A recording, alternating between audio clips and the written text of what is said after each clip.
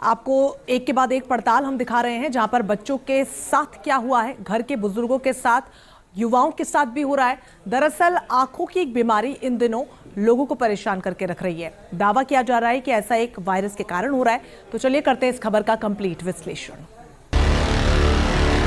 आंखों के पीछे पड़े वायरस का पूरा सच। किसी की आंख में चुभन, किसी की पुतली में दुखन,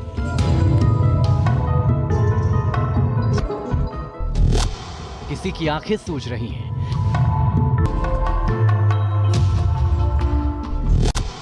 किसी की जख्म जैसी दुख रही है।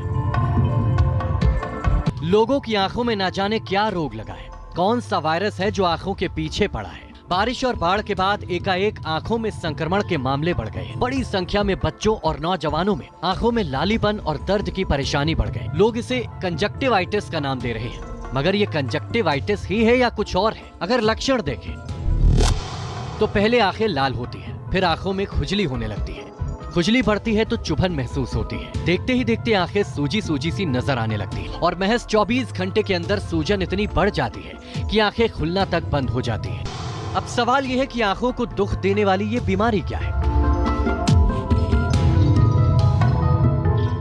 मेडिकल एक्सपर्ट्स की माने तो आंखों में हो रहे इस संक्रमण का नाम कंजक्टिवाइटिस ही है, मगर इस बार इसके मामले ज्यादा गंभीर नजर आ रहे हैं। आमतौर पर 4 से 5 दिन में ठीक होने वाली आंखें इस बार 2-2 हफ्ते भी ठीक नहीं हो पा रहे हैं। देश के सबसे बड़े अस्पताल एम्स में ही रोजाना 100 मरीज कंजक्टिवाइटिस के आ रहे हैं।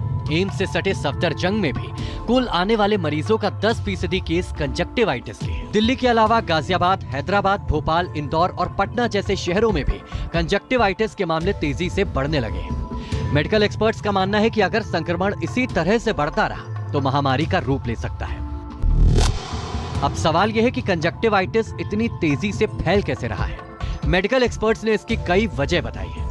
पहली वजह, स्विमिंग पूल में नहाने से कंजक्टिवाइटिस तेजी से फैलता है। दूसरी वजह, पब्लिक ट्रांसपोर्ट में संक्रमित व्यक्ति के सफर करने से भी ये फैल सकता है। तीसरी वजह, संक्रमित व्यक्ति के तौलिए और रुमाल को छूने से भी ये हो सकता है। चौथी वजह, संक्रमित शख्स के परिवार के दूसरे सदस्यों के साथ सोने से भी ये फैल सकता है। और पांचवी वजह, स्कूल में संक्रमित बच्चे के दूसरे बच्चों के संपर्क में आना।